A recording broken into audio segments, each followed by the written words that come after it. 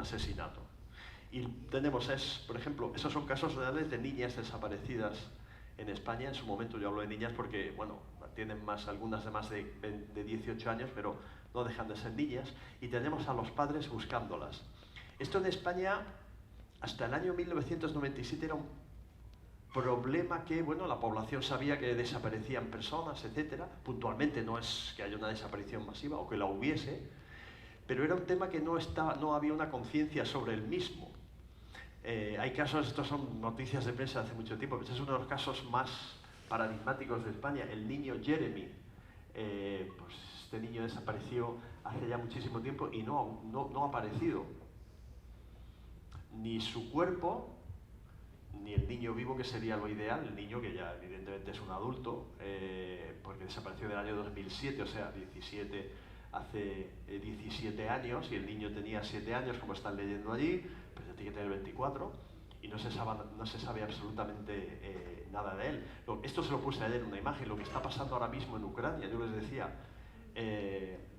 las tropas rusas, en las primeras fases de la invasión, tomaron a niños muy pequeñitos de orfanatos, de escuelas, como rehenes, y se los llevaron.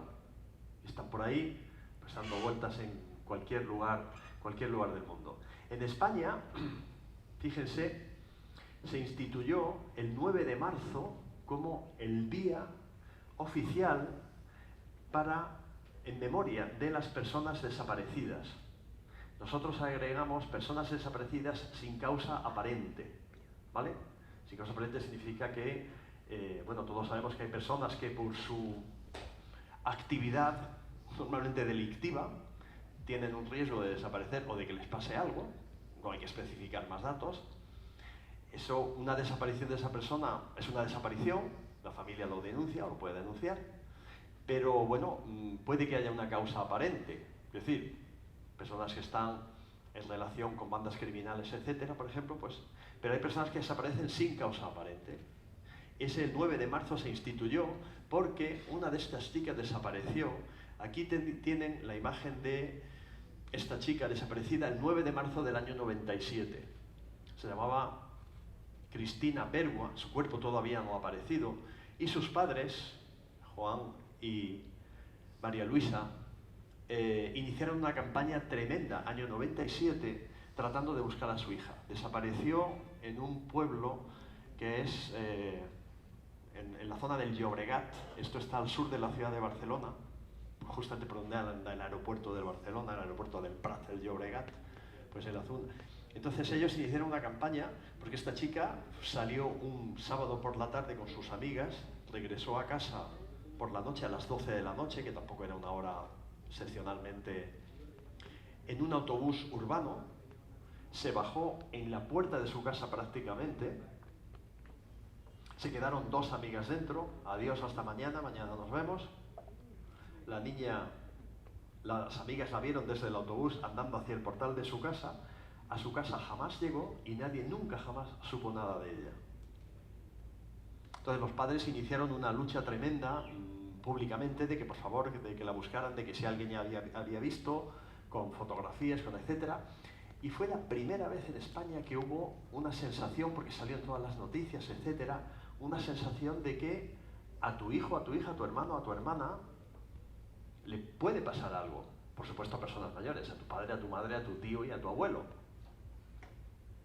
Y por eso el 9 de marzo quedó instaurado, esto es una reunión que tuvimos en el Senado español, el gobierno español, más que el gobierno, que sí, las cámaras españolas, las cámaras legislativas, aquí tenemos el Congreso y el Senado, están muy comprometidas con este tema, y esto es una reunión que tuvimos en plena época del COVID. Bueno, realmente esto fue en el año 2022 con diferentes autoridades en memoria de las personas desaparecidas. Cada 9 de marzo conmemoramos ese día. Y lo que se trata de hacer es transmitir la idea y la vivencia de que las personas pueden desaparecer y que si una persona desaparece es un síntoma de que la sociedad no funciona adecuadamente. La sociedad no funciona adecuadamente porque hay un hueco donde criminales pueden actuar y hacer que una persona desaparezca. Pero que esto pasa en todos los lugares del mundo. Si no, tendríamos que entrar en regímenes muy dictatoriales, donde hubiese un control absoluto de todo, pero evidentemente eso sería peor. Es decir, es hasta cierto punto lógico que estas cosas pasen, pero no es aceptable ni tolerable. Y si la sociedad no se da cuenta de que esto no es aceptable ni tolerable, mal asunto. Si nosotros pensamos que una persona desaparecida es un problema de la policía que tiene que buscarla, de medicina legal que en un momento determinado tiene que identificarla, y pensamos que, bueno, por algo para desaparecido, que eso es algo muy típico. Lo mismo tuvo un problema con su mamá o con su papá, si es un menor, o si es un señor mayor, lo mismo tuvo algún tipo de problema en el trabajo. El tratar de justificar una desaparición, igual que el tratar de justificar, por ejemplo, la violencia de género, es el primer paso para no conseguir nunca solucionarla. Porque hay cosas que no deberían o que no pueden pasar, pese a que pasen. Porque en esta vida ninguno está expuesto a que haya un accidente o a que haya... Pero el que pueda haber un accidente no significa que tengamos que tolerar que haya accidentes. Bien, me retrotraigo atrás con la esperanza de que en el Ecuador no se vean ustedes, o no nos veamos todos los que queremos al Ecuador, en la misma situación, por ejemplo, que ahora estamos en España con este tipo de imágenes. Claro, el contexto es diferente. Estas son imágenes de fosas comunes del periodo de la Guerra Civil Española.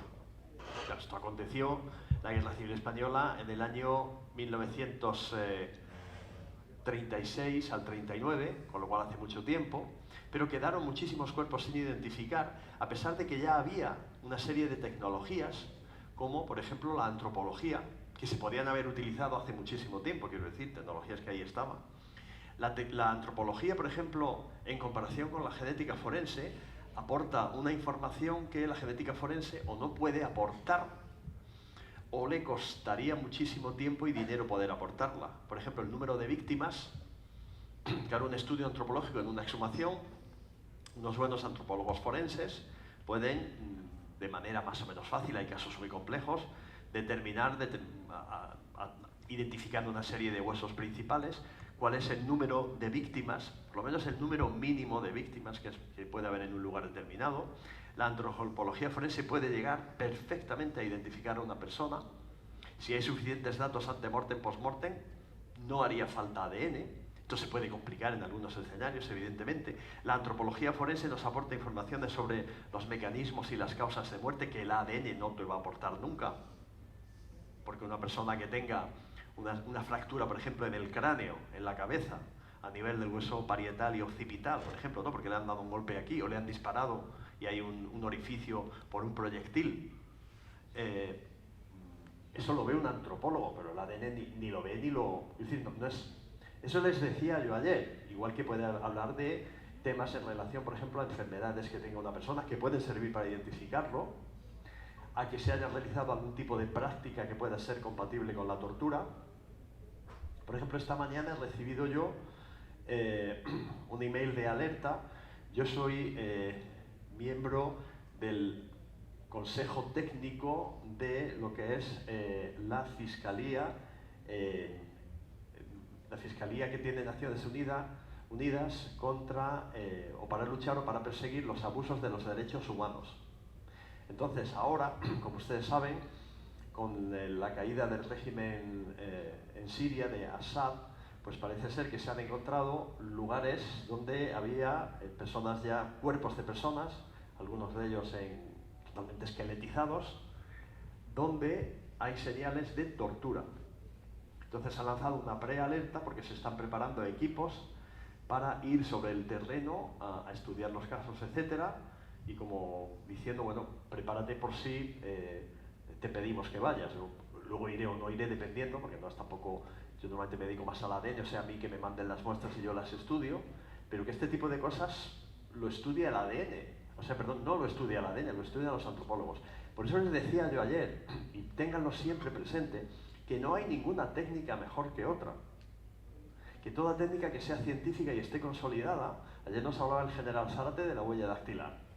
La capacidad que tiene una huella dactilar, la huella dactilar hoy en día la entendemos que es única.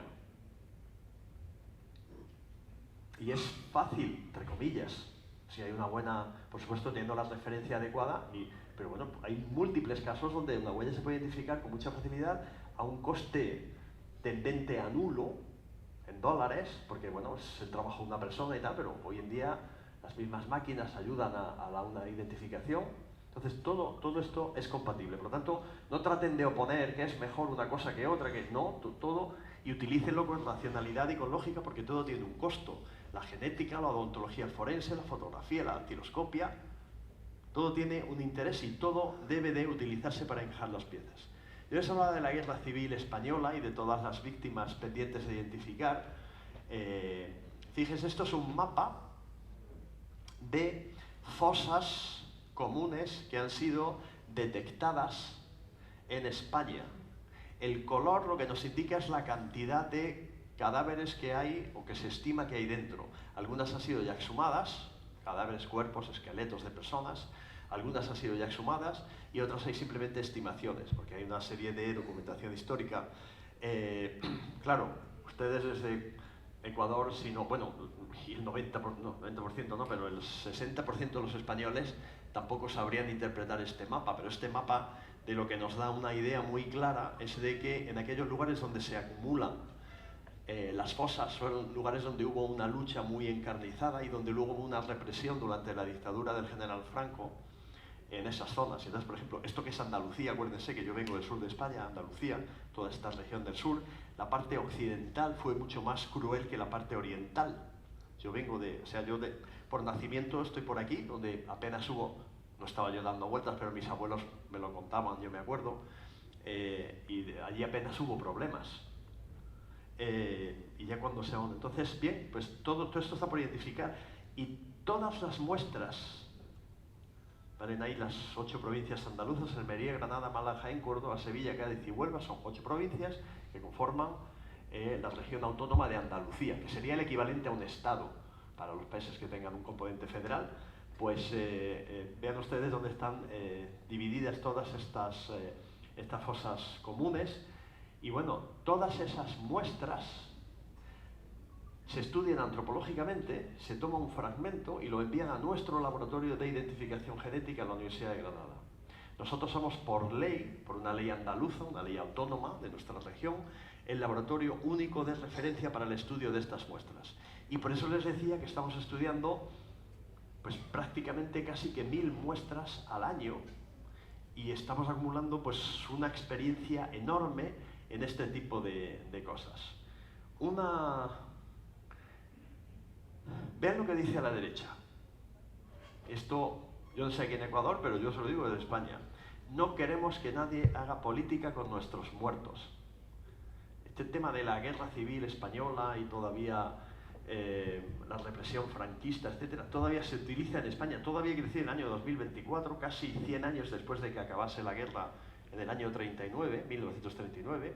Entonces se utiliza como con un componente político, de enfrentamiento entre derecha e izquierda, entre república y la dictadura franquista, entre monarquía y no monarquía, lo cual es totalmente absurdo.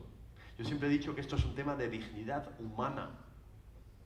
Si alguien quiere que se identifique a su padre, a su abuelo, a su abuela, a su bisabuelo, a quien sea, porque quiere que se identifique y se le devuelva el cuerpo y que no esté en una fosa común, vamos a intentar hacerlo, pero no politicemos las cosas. Lo digo porque en un momento determinado, pues a lo mejor aquí en Ecuador, no es que la mayoría de víctimas fueron en la época de tal presidencia o de tal otro, es que se hizo. No. Vamos a trabajar en el contexto humano y luego a otros niveles, si procede, que se delimite cualquier otro tipo de responsabilidad. Hoy en día el uso de la antropología forense, como ustedes saben, está muy avanzado. En la Universidad de Granada tenemos todo un desarrollo, yo no lo trabajo directamente, pero sí conozco a los que tienen, con inteligencia artificial de recomposición de imágenes y de rostros. Claro, aquí el principal problema que hay siempre con la antropología forense, que hay siempre que tratamos de identificar, es que necesitamos tener datos muy exactos ante mortem, lo que ayer nos comentaba el general Zárate. O sea, si yo no tengo una fotografía, son cosas básicas, pero precaución en la toma de muestras. No se puede andar manipulando las muestras como aparecen en esas fotografías, o sea, sin guantes. Y estos son de España de hace pocos años, o sea, quiero decir que allí también hay gente que no... ¿Por qué? Porque el antropólogo arqueólogo, el experto de esta materia, tiene tal, digamos, tal, vamos a llamarlo rutina, tal trabajo diario con los huesos, que no entiende en ese manejo del hueso que al tocarlos le puede estar transmitiendo su ADN al hueso, que luego nos plantea un problema de identificación, porque es algo que hace todos los días. Claro, si tú tienes un hueso que no va a ser analizado con ADN posteriormente, puedes hacer con él lo que quieras. Pero si ese hueso va a ir luego, o un fragmento de ese hueso va a ir luego a un laboratorio de genética forense, pues no lo toques sin guantes. El uso de guantes y el uso de material adecuado, incluidas las mascarillas, no solo porque hubiese un COVID, sino porque, por ejemplo, como aparece en estas fotografías, es algo imprescindible, que a su vez es incómodo para el que está en el terreno. Porque claro, ciertos lugares de España en verano podemos estar, por ejemplo, Granada, que hace mucho frío ahora. Esta mañana hablé con mi esposa y dice, me levanté esta mañana sobre las 7, dice, estábamos a 2 bajo cero. Eso es fresquito. Es decir, temperatura típica del verano, pero que dice que es frío. Perdón, del invierno de Granada, pero que es frío. Pero en verano, en Granada tiene un clima muy continental que llamamos allí, y es temperaturas extremas, mucho frío en verano, mucho frío en invierno, mucho calor en verano. Nosotros llamamos allí primavera, verano, otoño, invierno, ahora estamos entrando en el invierno. Bajo cero, pero en verano podemos llegar a 40 grados a la sombra. No es normal tampoco, lo normal suele ser 32, 33. Cuando tú le dices a los antropólogos, ponte guantes, ponte mascarillas, ponte tal, y están trabajando a esa temperatura, pues hombre, lo hacen pero sin mucho gusto. Y yo lo comprendo, porque yo, sin ser antropólogo, pero he estado ayudando en exhumaciones, etcétera, y realmente procuro ir en primavera o en invierno, que hace más fresquito, porque en verano es muy incómodo de hacerlo. Objetos y elementos de tipo antemortem que pueden ayudar a la identificación. No lo basemos todo en una evidencia. Ayer nos mostraba mi general Zárate, por ejemplo, tatuajes en una persona, tatuajes que son prácticamente únicos. No hay una base mundial de tatuajes de las personas, pero ayer nos estaba mostrando algunos que tenían además personas que se sabía que estaban internadas en una prisión determinada donde hubo un triste incidente, y evidentemente si esa persona tiene ese tatuaje no va a ser cualquier otra persona. Es una prueba muy evidente, no justifica el 100% de la identificación, pero 99,99% sí, con poco más esa persona va a quedar identificada. Entonces, en el contexto de la guerra civil, pues ven ustedes algún tipo de anillos, de peines, de botones, algunos pendientes. Hay víctimas, son muy pocas en el caso español, pero aproximadamente un 8% de las víctimas son mujeres. Hay un 0,5% de víctimas que son niños. Selección de muestras, ayer nos estuvo hablando muy brillantemente sobre este tema Gabriela, del equipo de Medicina Legal y Ciencias Forenses, las muestras que tienen mayor interés, pues los dientes, los huesos largos, todo aquello que sea muy, muy sólido, es decir, cualquier hueso es duro, ya, pero ustedes con un fémur le pueden dar un golpe a alguien en la cabeza y causarle graves lesiones, y con una costilla pues va a ser que no, porque quiero decir, dentro de los huesos hay más. Hay un hueso que es muy interesante, que es el petroso. El petroso, también llamado peñasco en español, es parte del hueso temporal, que tenemos todos por aquí, donde está el conducto auditivo, o sea, esta zona, este hueso aquí detrás de la oreja que se toca muy duro. Ese hueso es, en este momento, digo como curiosidad, el mejor, digamos, lugar de donde tratar de extraer ADN de calidad. Mejor que los dientes, mejor que el fémur, mejor que cualquier otro. Claro, el problema es que hay que muchas veces el hueso petroso no se encuentra, porque el resto del cráneo, cuando ha pasado mucho tiempo o ha sido manipulado el cadáver, se destruye y el hueso petroso se queda por ahí perdido y hay que buscarlo muy bien. En cambio, encontrar un fémur o un fragmento de fémur normalmente es bastante más fácil. Pero sépanlo, quiero decir que hay una serie de selección. A nosotros no nos mandan el esqueleto completo de una persona, evidentemente. Nos mandan fragmentos de huesos y nosotros entrenamos a los antropólogos para que lo hagan. Hay que tomar muestras de referencia de familiares. Ahora veremos, o les diré cómo lo estamos haciendo nosotros, porque en nuestro caso la situación es muy compleja. ¿Por qué es muy compleja? Porque estamos hablando de víctimas que fallecieron en el año entre 1936 y después, porque mayoritariamente fue la guerra civil, pero también hubo digamos, homicidios o asesinatos posteriores en la época de inicios sobre todo inicios de la dictadura. Entonces son gente que, pues en el año 1936 o 39 o 40, tenían 25, 30, 40 años. O sea, son personas que habían nacido a principios del siglo pasado. Claro, no vayas a buscar a sus papás para tomar una muestra de ADN de referencia. Hoy en día no vayas a buscar ni siquiera a sus hermanos, porque la grandísima mayoría han fallecido.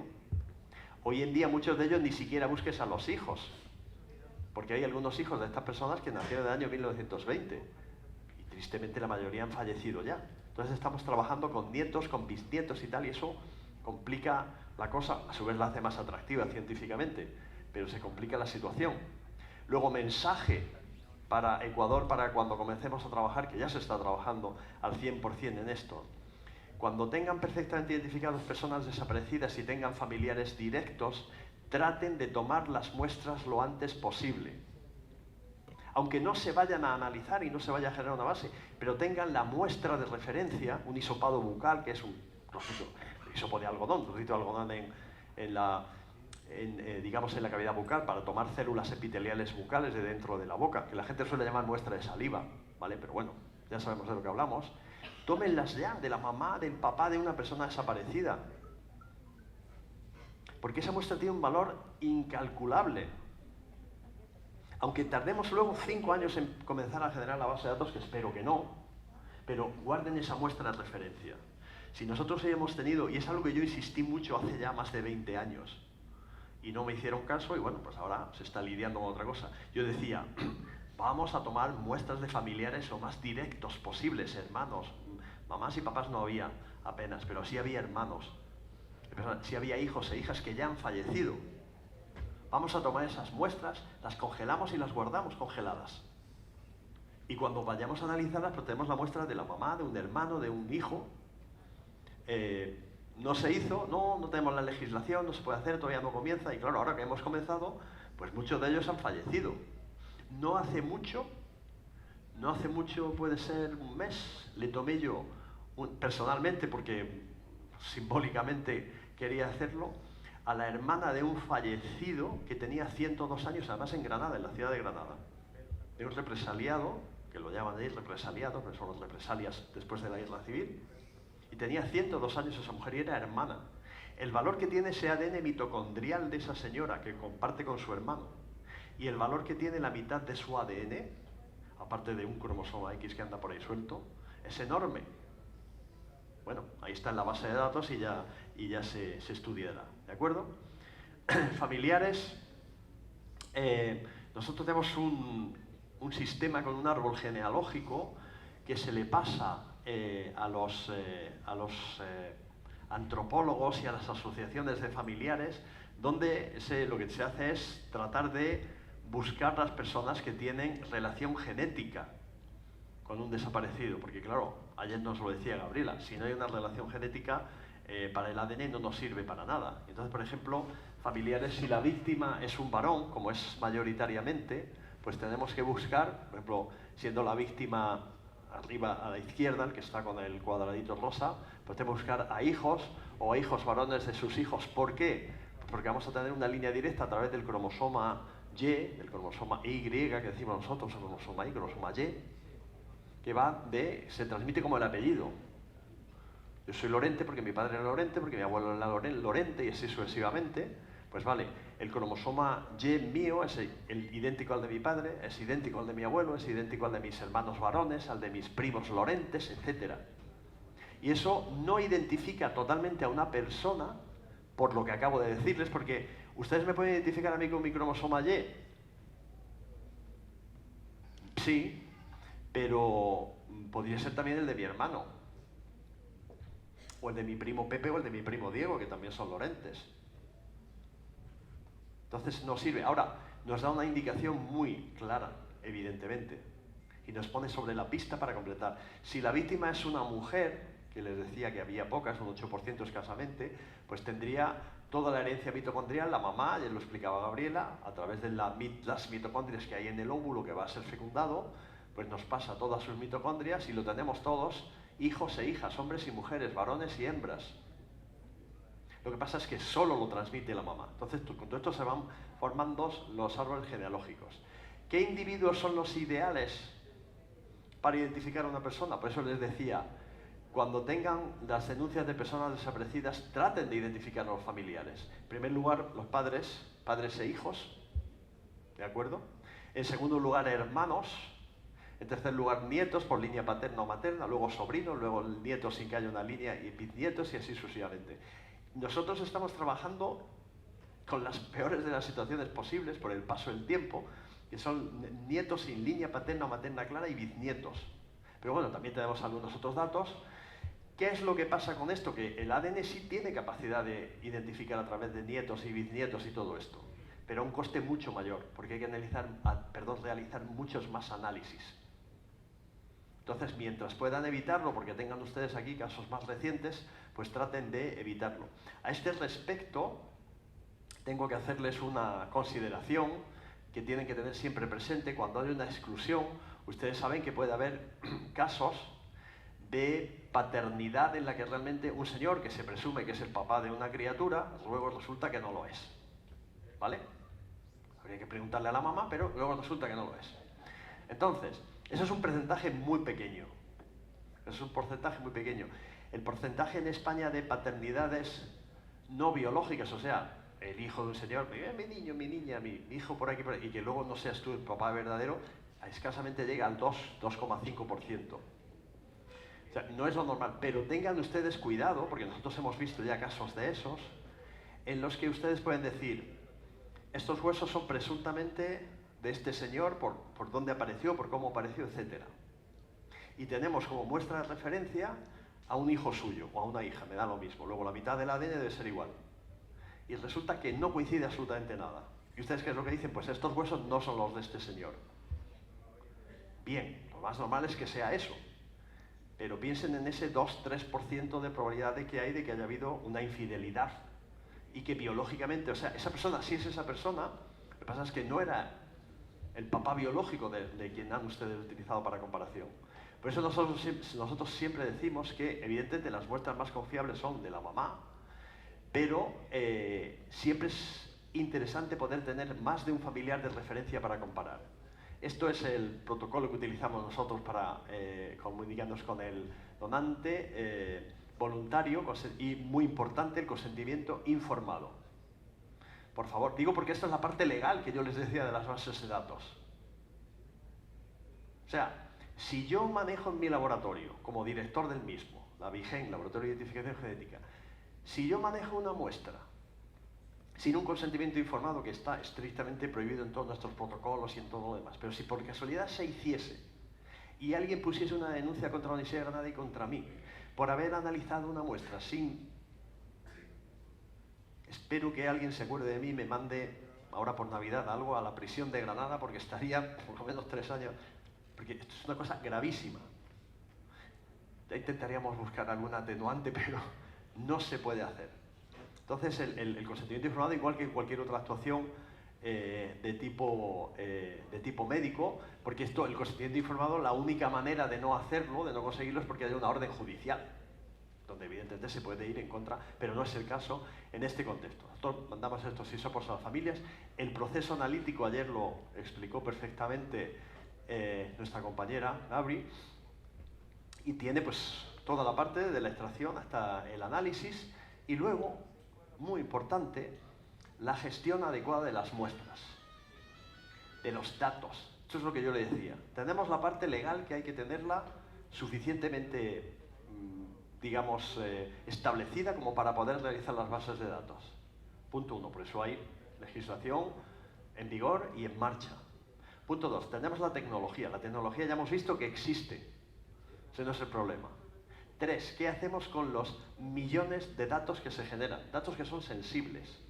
Entonces, los datos se gestionan en una base de datos de ADN y en una base de datos de gestión del laboratorio, que son los sistemas LIM, o LIMS, que se llama, Laboratory Information Managing System, sistema de manejo de información del laboratorio, donde se le da una trazabilidad de todo esto. nosotros hacemos muestras de referencia. Las muestras de referencia son muestras de familiares de personas conocidas, ¿de acuerdo? Por eso, de referencia. Se hace análisis de ADN, se genera un perfil y se hace un informe. Y eso se compara con los restos óseos, que se limpia, se pulveriza, se analiza todo lo demás y se hace un informe. Se compara con un sistema que es el sistema énfasis, que lo están viendo ustedes ahí, que luego les pondré algo más, ayer lo mencioné, que es donde está la base de datos. Y esto lo compara de manera automática. La gran ventaja del sistema énfasis, igual que del CODIS, igual que del Bonaparte, hay diversos software en este sentido, es que de manera automática permite buscar familiares y te da una probabilidad de identificación.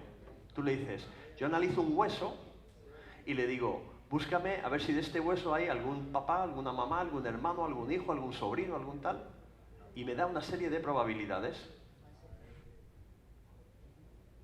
Y a partir de ahí, claro, nosotros seguimos afinando ya con todo otro tipo de datos. Luego se hace un informe definitivo y ese es el informe genético.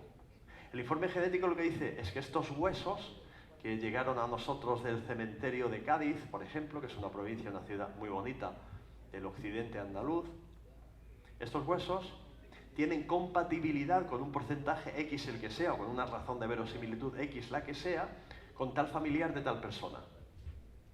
Y una vez que se tiene eso, se utilizan los datos antropológicos. Yo digo que pueden ser de esta persona. ¿Y quién era esa persona que usted dice que puede ser de quién eran los huesos esos? Pues era un señor que cuando falleció en la guerra civil tenía 30 años y que tenía a lo mejor una lesión a nivel de la mandíbula. Entonces los antropólogos luego añaden más información y comprueban si efectivamente esos huesos son de un señor de 30 años o son de una señora de 50 años. Quiero decir que todo se une. Lo que sí es cierto es que el ADN ofrece la información clave y que en un momento determinado el ADN puede ofrecer una información suficiente como para la identificación. Este es el sistema énfasis. El énfasis es un software, está a la derecha, que yo les decía es automatizado. Por cierto, la persona que lo gestiona en nuestro laboratorio es una doctora ecuatoriana, una persona maravillosa, Diana Vinueza, aquí mi general la conoce, que estuvo muchos años trabajando en la Universidad de Barcelona y nosotros la fichamos. Luego aparecerá en la foto, a ver si me acuerdo y se lo digo. Pues Diana, de Quito, quiteña, que por cierto tiene un familiar que es oficial de la policía. Bueno, es la persona que maneja todos los sistemas de información, la responsable máxima, ¿vale? Luego tiene otra gente en su equipo. Y esto a nosotros nos está dando continuamente probabilidades, ¿de acuerdo? Comparaciones, compatibilidades, informes. Nosotros podemos hacer dos tipos de información, ustedes lo saben. La directa, que en el caso de la guerra civil apenas hemos tenido 50 o 100 casos, que es tener algún objeto que tenga ADN de una víctima a la que tratamos de identificar. Tomen nota también, otra cosa importante del caso de personas desaparecidas aquí en Ecuador, que nosotros lo hacemos en España en el caso de personas que desaparecen ahora. Es decir, una denuncia de desaparición, hombre, uno espera un momento, porque lo normal no es que esté muerto, pero cuando ha pasado un cierto tiempo, le decimos a la familia, ¿hay algún tipo de objeto? Ayer nos lo decía Gabri. ¿Hay algún tipo de objeto que contenga ADN o que pueda contener ADN de esa persona y que me permita para la comparación? Por ejemplo, un cepillo de dientes, que suele ser de uso personal, un cepillo, un peine del pelo para los que tengan pelos, claro, yo todavía me peino. Cualquier objeto que haya estado en contacto con esa persona, alguien que fume con una pipa, alguien que maneje un objeto mucho, por supuesto cualquier prenda de vestir que esté muy en contacto con, o sea, el cuello de una camisa, por ejemplo, no te digo ya si llevas corbata, es un lugar ideal porque se está continuamente en rozamiento con, de aquí salen cientos de células. Esas muestras tienen un valor incalculable porque es el ADN exacto que van a tener, por ejemplo, los huesos de una persona a la que intentemos identificar. Es una comparación directa que permite una comparación o una identificación pues prácticamente plena. Objetos de afeitar, un reloj, o sea, objetos que están muy en contacto con, que también suele ser más que una prenda, suele ser un complemento de uso personal.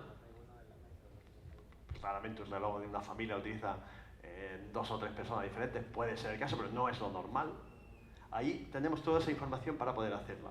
Cuando analizamos e identificamos que en este contexto de personas desaparecidas es la gran mayoría de los casos a través de familiares, no llegamos a la identificación plena, que sí se puede llegar luego estadísticamente y con otro conjunto de informes, pero llegamos a lo que nosotros llamamos la compatibilidad, ¿vale? Es posible que tal muestra proceda de tal persona. Para ir acabando, les pongo información sobre, por ejemplo, los perfiles genéticos que nosotros tenemos de familiares de referencia en el Laboratorio de Identificación Genética de la Universidad de Granada, que es el LABIGEN. Fíjense, la gran mayoría para identificación de víctimas en la guerra civil es de abuelos, relación abuelo-nieto. Tengan en cuenta que como el 90 y tantos %, 92, 93 víctimas son varones, pues entonces por eso hablamos de abuelo, y de nieto, nieto o nieta. Lo ideal es el nieto por vía paterna, porque vamos a tener el cromosoma Y. Tenemos 44%, tenemos relación padre-madre-hijo, 22%, cada vez menos. Relación de, por ejemplo, otra relación alta, tío-sobrino. El sobrino es una persona que falleció, ya son todos gente muy mayor. Y luego tenemos, pues, tía-abuela, etcétera. Hermanos muy pocos, 2,17%, por el paso del tiempo. Entonces, acuérdense de esto. No dejen que pase el tiempo. Cuando se vaya poniendo en marcha, que yo sé que ya se están haciendo cosas, acuérdense de tratar de identificar a esas personas, de que haya un consentimiento informado, de que haya lógicamente toda la autorización de todas las autoridades competentes y tomen esas muestras de referencia y las congelan y las guardan. O si es en papel de tipo FTA, Copan, etcétera, una gotita de sangre que puede estar a temperatura ambiente y la meten en una cajita guardada con un código que nadie sabe de quién es esa muestra, de manera anonimizada, pero guárdenla porque va a tener un valor enorme. Porque de aquí a que podamos alcanzar aquí en Ecuador un desarrollo pleno de la base de datos va a pasar tiempo. Y las familias, las personas mayores pueden fallecer. Otros pueden salir de su zona donde viven y luego puede ser muy difícil o imposible localizarlos. Otros pueden viajar fuera del país. Otros en un momento determinado ha pasado 10 años y ustedes van a pedirle una muestra de un hermano suyo que se perdió hace 12 años y dice, mire usted, yo ya no quiero saber nada, ese tema lo hemos superado en mi familia. Eso pasa. Entonces, eso obra luego en contra del rendimiento de la base de datos. El perfil luego se exporta en este tipo de gestión y todo esto tiene que ser desarrollado. La ventaja, evidentemente, es que tenemos es que todos estos tipos de sistemas están ya muy estandarizados. Nosotros tenemos muchísima experiencia con eso, experiencia que está de manera totalmente desinteresada al servicio del Ecuador y parte de esto es todo lo que estamos haciendo. Les pongo todo esto simplemente para los que no nos gustan las matemáticas así como pasión directa. Yo sé que el rector de aquí, profesor Walter, como ingeniero le gustan las matemáticas. A mí las matemáticas lo justo y necesario, pero son imprescindibles. Nosotros estamos continuamente trabajando con probabilidades, con la razón de verosimilitud, que es lo que aparece arriba como likelihood, el likelihood ratio, y entonces tenemos que estar continuamente manejando esa información que hoy en día está muy automatizada. Acabo poniéndoles estas fotografías de parte del equipo y de cómo estaba esto hace un mes. Esto no es normal. Se dijo que se ponga todo el mundo aquí para hacer una foto y que parezca que hay mucha gente trabajando. Aquí no se podría, digamos, no se podría trabajar en este contexto con tantísima gente, pero esto es solamente la parte del laboratorio que tenemos destinada a gestión de bases de datos, al énfasis y el LIMS. Y esto nos permite un seguimiento absoluto. El sistema LIMS, por ejemplo, permite un seguimiento, que es un programa comercial que se compra y se vende y se paga un mantenimiento y se hace. Nosotros, por ejemplo, el programa énfasis a través de DNA ProKids lo donamos gratuitamente a los países que se ponen en marcha cuando comienzan a trabajar, porque es imposible que ustedes puedan identificar a un niño o una niña desaparecida en el momento en que tengan datos de 1000 niños y de 3000 familiares. Hacerlo a mano es totalmente imposible. Un caso puntual, sí. Si hay un niño que no se sabe quién es, si hay un presunto, la mamá, pues claro. pero en el momento que tengan cientos, que tengan miles de casos, es totalmente imposible. Entonces, la gestión automatizada es algo imprescindible, aparte de que es un requerimiento y un requisito absoluto para poder conseguir sistemas de certificación y sistemas de acreditación. Aquí se está trabajando, ayer lo hablaba con mi general Zárate, en este sistema de manera totalmente, digamos, correcta y adecuada, y de este modo se puede conseguir. Quería ponerles este ejemplo, y con esto acabo, de cómo se está gestionando, porque creo que aquí en Ecuador, que como dije ayer aquí, y luego lo dije en algunas entrevistas en medios de comunicación que me hicieron, Ecuador está sobradamente preparado o capacitado, tiene el personal, el conocimiento y la tecnología. Evidentemente le falta una apuesta que ya no depende de ninguno de los que estamos aquí, probablemente una apuesta en decir vamos a desarrollar esto al máximo. Habrá que hacerlo de manera progresiva, que decir hay otras cosas que hacer, pero que sepan que tienen esa posibilidad de hacerlo y que sepan que cuentan de manera desinteresada con nuestra experiencia desde la Universidad de Granada y adelante, porque eso es un tema ante todo de dignidad humana. Si nosotros como seres humanos no somos conscientes del sufrimiento que provoca el tema de un niño desaparecido, de una persona desaparecida en un familiar, creo que vamos por muy mal lugar. Pues muchísimas gracias por su atención.